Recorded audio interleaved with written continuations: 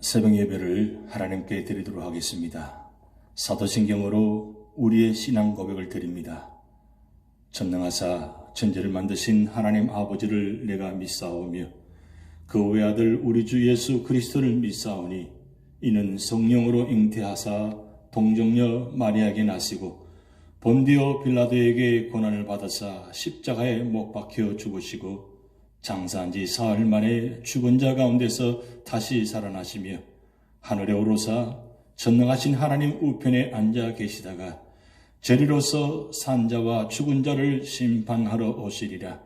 성령을 믿사오며 거룩한 공회와 성도가 서로 교통하는 것과 죄를 사하여 주시는 것과 몸이 다시 사는 것과 영원히 사는 것을 믿사옵나이다.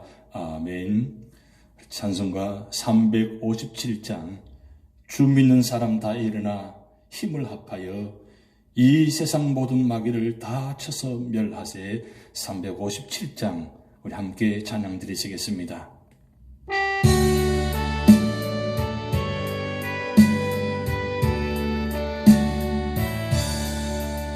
주 믿는 사람이 일어나 다 힘을 합하여 이 세상 모든 마귀를 다 쳐서 멸하세.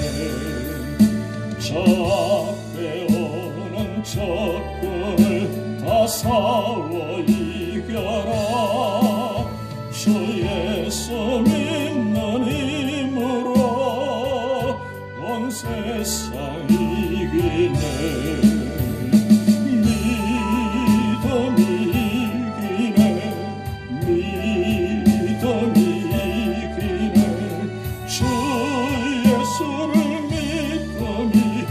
세상 이기네. 원인류 마귀 괴율로 큰 죄에 빠지니 진리로 띠를 띠고서 널기도 드리세. 참 믿고 의지하면서 겁없이 나갈 때 주 예수 믿는 힘으로 온 세상 이기네. 믿음 이기네. 믿음 이기네.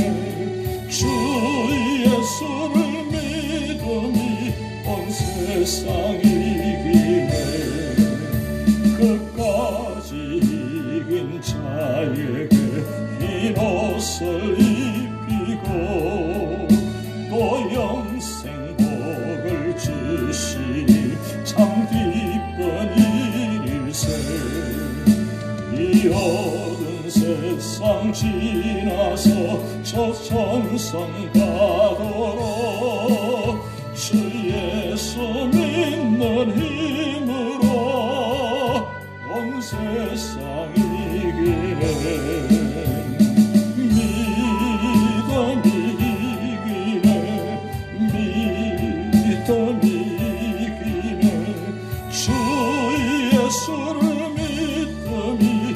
세상 이기네.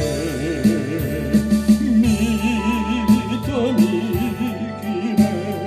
믿음 이기네. 주 예수를 믿음이 온 세상 이기네.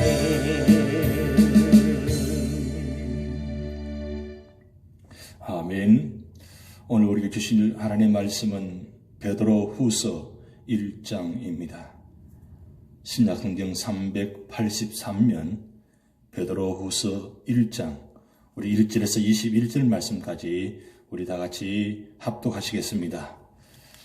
예수 그리스도의 종이며 사도인 시몬 베드로는 우리 하나님과 구주 예수 그리스도의 의를 힘입어 동일하게 보비로운 믿음을 우리와 함께 받은 자들에게 편지하노니 하나님과 우리 주 예수를 알므로 은혜와 평강이 너희에게 더욱 많을지어다.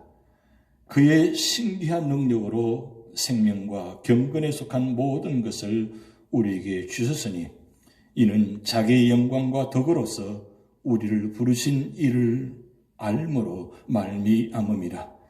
이로써 그 보배롭고 지극히 큰 약속을 우리에게 주사 이 약속으로 말미암아 너희가 정욕 때문에 세상에서 썩어질 것을 피하여 신성한 성품에 참여하는 자가 되게 하려 하셨느니라.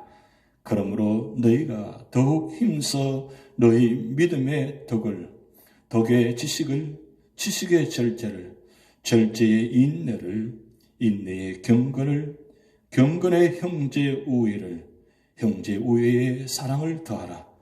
이런 것이 너희에게 있어 흡족한즉 너희로 우리 주 예수 그리스도를 알기에 게으르지 않고 열매 없는 자가 되지 않게 하려 하리라. 이런 것이 없는 자는 맹인이라 멀리 보지 못하고 그의 옛 죄가 깨끗하게 된 것을 잊었느니라. 그러므로 형제들아 더욱 힘써 너희 부르심과 택하심을 굳게 하라. 너희가 이것을 행한즉 언제든지 실족하지 아니하리라. 이같이 하면 우리 주 곧 구주 예수 그리스도의 영원한 나라에 들어감을 넉넉히 너희에게 주시리라. 그러므로 너희가 이것을 알고 이미 있는 진리에서 있으나 내가 항상 너희에게 생각나게 하려 하노라.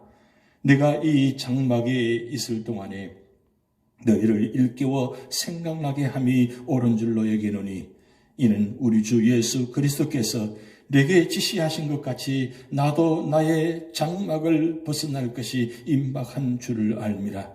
내가 힘써 너희로 하여금 내가 떠난 후에라도 어느 때나 이런 것을 생각나게 하려 하노라. 우리 주 예수 그리스도의 능력과 강림하심을 너희에게 알게 한 것이 교모히 만든 이야기를 따른 것이 아니요 우리는 그의 크신 위엄을 친히 본 자라. 지극히 큰 영광 중에서 이러한 소리가 그에게 나기를 이는 내 사랑하는 아들이요 내 기뻐하는 자라 하실 때에 그가 하나님의 아버지께 존귀와 영광을 받으셨느니라. 이 소리는 우리가 그와 함께 거룩한 산에 있을 때에 하늘로부터 난 것을 들은 것이라. 또 우리에게는 더 확실한 예언이 있어 어두운 데를 비추는 등불과 같으니 날이 새어 샛별이 너희 마음에 떠오르기까지 너희가 이것을 주의하는 것이 옳으니라. 먼저 알 것은 성경의 모든 예언은 사설에 불 것이 아니니 예언은 언제든지 사람의 뜻으로 낸 것이 아니요 오직 성령의 감동하심을 받은 사람들이 하나님께 받아 말한 것이니라. 아멘. 오늘부터는 베드로후서 말씀을 상고하고자 합니다. 이 말씀을 보는데 갑자기 어떤 예화가 생각이 났습니다.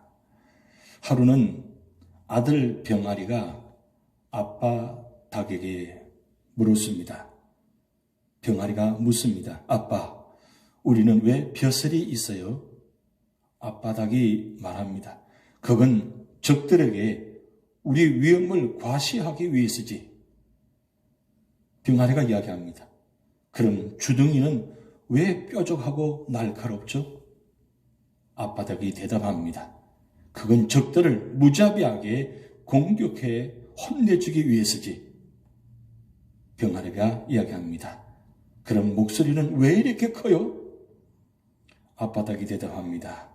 그건 적들의 기선을 제압하기 위해서지.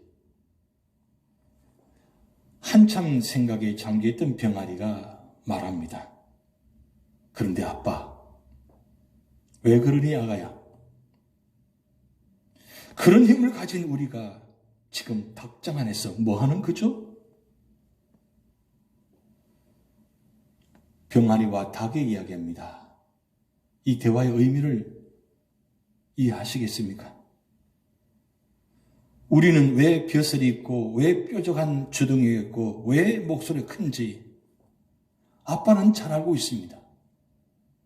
그런데 벼슬이 있고 뾰족한 주둥이가 있고 목소리가 크기 위한 것은 적들을 위협하고 혼내주고 기선을 제압하기 위해서 있는 것인데 왜 닭장 안에만 있느냐는 거죠. 닭장 안에서 아무리 큰 소리를 내고 아무리 벼슬이 있고 아무리 뾰족한 주둥이 달지라도 그건 자기들끼리 싸우기 위해서 있는 것이 아니고 외부의 적들을 위해서 준비된 모습이라는 겁니다. 벼슬이 있는 것도 주둥이 뾰족한 것도 목소리가 큰 것도 외부의 적들이 다가왔을 때 공격하기 위해서 있는 것이지 닭장 안에서 자기들끼리 싸우기 위해서 있다는 것은 아니라는 사실입니다. 그런 모습을 보면서 이 병아리 닭이 아빠에게 묻는 겁니다.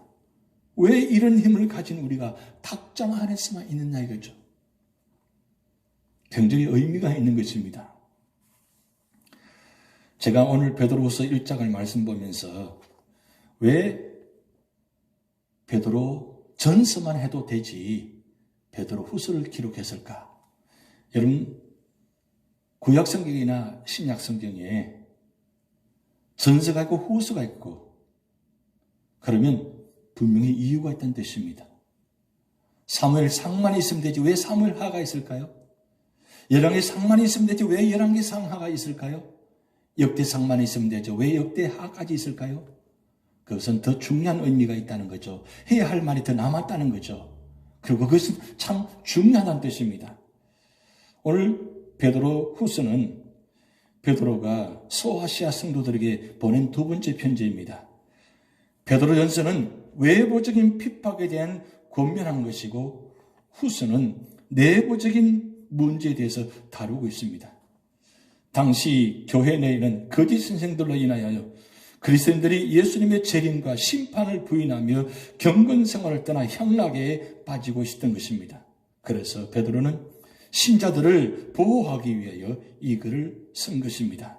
그러면 그리스도인들이 이단으로부터 외부의 공격으로부터 자신을 보호하기에는 어떻게 해야 되는가? 그것은 첫 번째 1절 11절 말씀을 통해서 영적인 투쟁을 준비하라는 것입니다.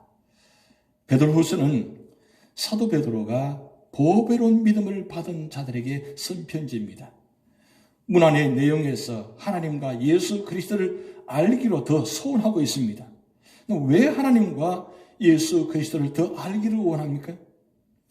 은혜와 평강을 더 많이 받도록 하기 위해서이고 생명과 경건에 속한 모든 것을 주기 위해서입니다.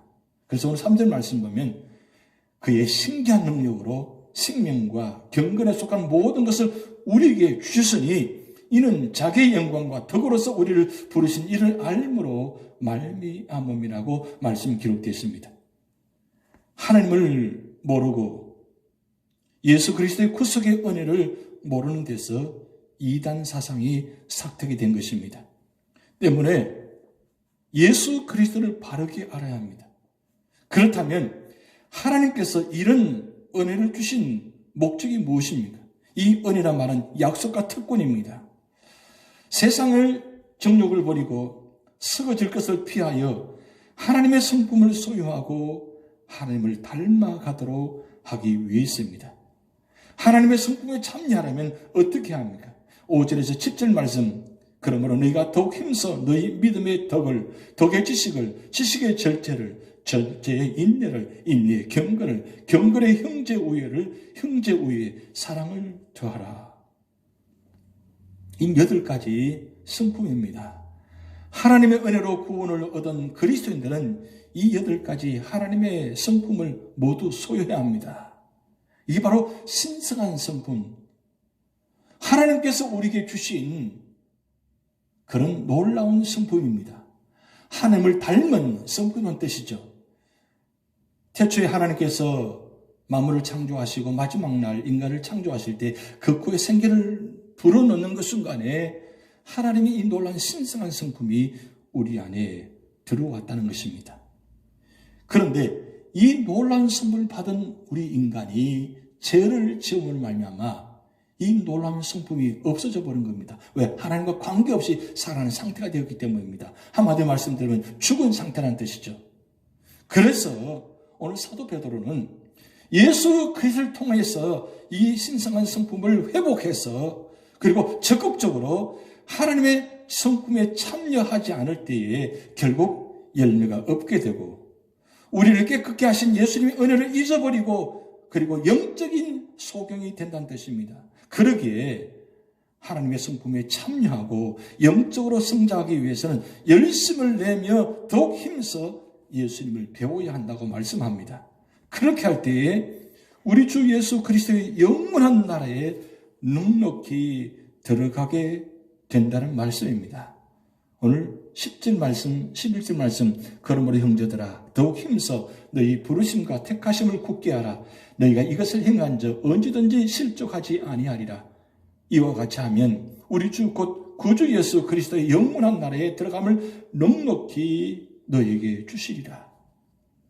마지못해서 어쩔 수 없이 그냥 그렇게 달랑달랑 구원받아서 천국에 들어가는 것이 아니라 예수 그리스도 안에서 넉넉하게 하나님의 성품을 닮아서 그 하나님의 성품을 가지고 이 세상 살아가다가 하나님 부르실 받을 때에 넉넉히 들어가는 건 축복이 우리에게 있을 줄 믿습니다. 그리고 12절에서 15절 말씀을 통해서 진리가 항상 생각나도록 가르치는 겁니다. 진리가 중요합니다. 베드로는 무슨 신령한 진리를 가르치는 것이 아니라 이미 알고 있는 것을 다시 말하고 있습니다. 베드로의 서신을 받은 성도들의 신앙 형태를 보겠습니다. 그들은 진리 말씀을 아는 자들이고 진리에 굳게 선 자들입니다. 그런데도 베드로가 이 글을 쓰는 이유는 그들 속에 말씀이 항상 생각나도록 하기 위해서입니다. 오늘 12절 말씀, 그러면 너희가 이것을 알고 이미 있는 진리에 써 있으나 내가 항상 너희에게 생각나게 하려 하노라. 말씀이 나의 삶에 자리에 있어서 언제나 말씀이 나를 이끌어가도록. 그래서 시편 1편에 복 있는 사람은 어떤 사람인가? 바로 언제나 주야로 말씀을 즐거워하며 묵상하는 자. 언제나 삶 속에서 24시간 모든 삶의 자리마다 말씀이 나를 이끌어가도록, 말씀과 함께 살아가도록, 말씀 속에 살아감을 통해서 말씀이 나의 삶을 인도하는, 보호하는 축복된 자가 되기를 원한다는 말씀입니다. 인간의 삶이 육체의 장막 같음을 일깨워 말씀이 생각나도록 하기 위해서입니다. 우리도 머지않아 이 장막에서 벗어납니다. 흙집에서는 오래 살 수가 없습니다. 밤에 잠자리 들 때, 낮에 일할 때 옷을 벗듯이 임종시 우리는 육신을 벗습니다. 이것을 아는 베드로는 육체의 장막이 있을 때 성도들을 일깨워서 생각남이 함이 옳은 것임을 알았기 때문입니다. 그러면서 베드로는 예수님의 예언대로 죽는 날이 임박한 줄 알기 때문에 말씀 기록됐습니다. 그리고 베드로 자신이 세상을 떠난 후에라도 말씀이 생각나게 하기 위해서입니다. 인간은 모두 장막을 떠날 날이 다가옵니다. 그럼 우리는 어떻게 살아야 합니까? 베드로처럼 형제들을 말씀 위에 바로 세우기 위해서 열심히 노력해야 하는 것입니다. 우리 성도들이 말씀을 봐야 되는 이유가 무엇입니까? 말씀을 통해서 우리를 무장해서 결국 우리의 장막, 우리 육신이 다 벗고 새로운 영원한 신령한 몸으로 바뀌어질 때 거기까지 갈 수 있도록 우리 삶을 자리에 인도하는 것입니다. 결국 이 세상 물질이, 이 세상 지식과 경험이 나를 이끌어가는 것이 아니라 하나님의 말씀이 나를 이끌어가고 그 말씀이 나를 사로잡아서 어느 순간에 말씀의 자리에 있을 때 그 말씀이 나를 인도함으로 말미암아 그리고 그 말씀을 통해서 변화받고 말씀을 통해서 힘을 얻고 말씀을 통해서 능력받아서 어느 자리에 가든지 그 자리가 다 천국의 자리, 그래서 은혜의 자리, 그렇게 살다 보면 어느 순간에 천국에 이르게 된다는 말씀입니다. 그래서 사도 베드로는 1장 마지막 16절에서 21절 말씀을 통해서 그리스도의 재림이 확실함을 알아야 한다고 말씀합니다. 당시 이단들은 예수 그리스도의 재림을 믿지 않았습니다. 그러나 베드로는 예수님께서 분명히 재림하실 것을 가르쳤습니다. 먼저 재림의 모양을 보면 예수님께서는 능력과 큰 영광으로 오신다고 16절 말씀에 기록되어 있습니다. 재림의 때와 시는 알 수 없으나 오시는 상황을 말씀해 주셨습니다. 예수님께서는 밤에 오시며 도적까지 오시며 평안하다, 평안할 때 오신다고 말씀했습니다. 그러므로 그리스도인들은 늘 긴장감을 가지고 다시 오실 예수님을 기다려야 합니다. 이렇게 베드로는 당시 이단자들이 예수님의 재림을 믿지 않고 비방하며 조소하기에 이제 친히 자기의 경험을 얘기하는 것입니다. 베드로는 자기가 친히 변화산에서 예수님의 크신 위엄의 모습을 보았기에 성도들에게 이것은 공연히 만든 이야기가 아니라고 합니다. 그 변화산상에서 예수님과 모세와 엘리야 그 만나는 장면, 베드로는 예수님을 떠나고 난 후에 30년 동안 그는 잊을 수가 없습니다. 왜냐하면 그 변화산상에 그 모습이 너무너무 아름답고 너무너무 좋아서, 그래서 베드로가 뭐라고 고백했습니까? 여기가 좋사오니 초막셋을 지어서 살았으면 좋겠습니다. 베드로는 이미 예수님께서 그 변화산상에서 일어난 모든 사건을 체험한 사람입니다. 그렇기 때문에 반드시 주님께서 오신다는 것, 그 재림을 확신했습니다. 그리고 큰 영광 중에서 친히 하나님의 음성을 들었다고 했습니다. 그 변화산상에서 듣는 그의 하나님의 음성, 그 예수님만 들은 것이 아니라 그 자리에 제자들도 들었다는 사실입니다. 그 베드로는 그 하나님의 음성을 잊을 수가 없습니다. 그래서 오늘 17절 말씀에 지극히 큰 영광 중에서 이러한 소리가 그에게 나기를 이는 내 사랑하는 아들이요 내 기뻐하는 자라 하실 때에 그가 하나님 아버지께 존귀와 영광을 받으셨느니라. 이 소리는 우리가 그와 함께 거룩한 산에 있을 때 하늘로부터 난 것을 들은 것이라. 여러분, 이 소리 여러분 들으시기 바랍니다. 하나님께서 예수님께만 주시는 말씀이 아니라 오늘 우리에게도 이는 내 사랑하는 아들이요 내 기뻐하는 자래라. 어떨 때 여러분 그 하나님의 음성이 들리실까요?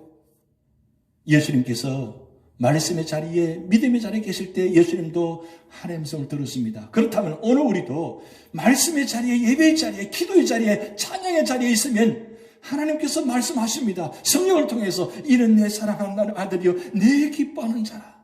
여러분 가정에 예배드리는 자리가, 그 기도하는 자리가 변화산상이 되어서 하나님께서 이런 내 사랑하는 아들이요 내 기뻐하는 자라, 이렇게 말씀 역사가 나타날 줄 믿습니다.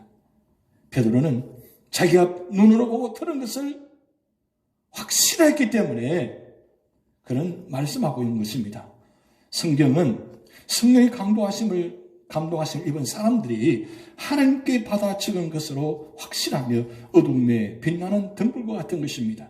그러므로 성경에 주의하며 사살 풀지 않고 언제나 말씀의 자리에 그것이 옳은가, 그것이 무슨 말씀인가, 베레아 성도들처럼 그렇게 말씀을 상고하면서 말씀의 자리에 있을 때 하나님은 그 말씀을 통해서, 성경의 역사하심을 통해서 우리에게 말씀하십니다. 이 마지막 때에 우리 살아가는 우리들, 베드로후서를 기록해서 흩어진 나그네들에게 말씀하신 것처럼 오늘 우리에게도 주신 말씀입니다. 이 베드로후서가 사실은 오늘 저와 여러분에게 준비해서 주신 말씀입니다.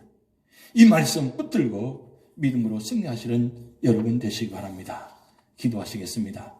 하나님 아버지, 베드로후서를 통해서 우리에게 신성한 성품을 소유하라고 말씀했습니다. 그리고 주님 반드시 오심을 다시 한번 기억하라고 말씀했습니다. 직접 체험하고 보고 들은 것을 이 베드로를 통해서 우리에게 다시 한번 말씀하셨습니다. 하나님, 이 마지막 때에 우리가 주님 오심을 다시 한번 기억하며 우리 모든 삶의 자리가 신성한 성품으로 말미암아 모든 삶의 자리마다 축복이 되게 하시고 은혜가 되게 하시고 기쁨이 있게 하시고 감사가 있게 하여 주시옵소서. 아픔이 있고 고통이 있고 질병이 있고 어둠이 있고 힘듦이 있습니다. 하나님, 오늘도 우리 가정에 찾아오셔서 우리가 예배드릴 때, 기도할 때마다 이는 내 사랑하는 아들이요 내 기뻐하는 자라. 염려하지 마라, 두려워하지 말라, 너에게 평안이 있을지어다. 주님 말씀하여 주셔서 그 부활의 주님의 말씀과 소망 가운데 승리하도록 인도하여 주시옵소서. 감사드리며 예수님의 이름으로 축복하며 기도하옵나이다. 아멘. 우리 다 같이 주기도문 하시겠습니다. 하늘에 계신 우리 아버지여, 이름이 거룩히 여김을 받으시오며 나라의 임하옵시며 뜻이 하늘에서 이룬 것 같이 땅에서도 이루어지이다. 오늘날 우리에게 일용할 양식을 주옵시고 우리가 우리에게 죄 지은 자를 사하여 준 것 같이 우리 죄를 사하여 주옵시고 우리를 시험에 들게 하지 마옵시고 다만 악에서 구하옵소서. 대개 나라와 권세와 영광이 아버지께 영원히 있사옵나이다. 아멘. 예수님께서 말씀하신 심령이 가난 자는 복이 있나니 천국이 저희 것이며 함께 찬양 드리시겠습니다.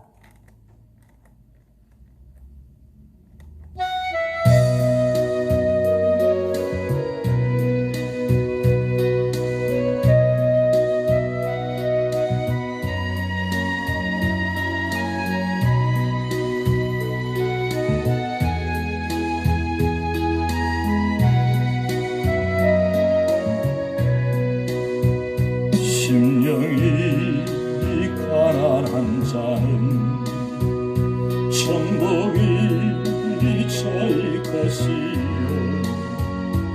애통하는 자는 복 있네 위로를 받을 것이요 온유한 자 복이 있나니 땅을 휘어버려 받겠네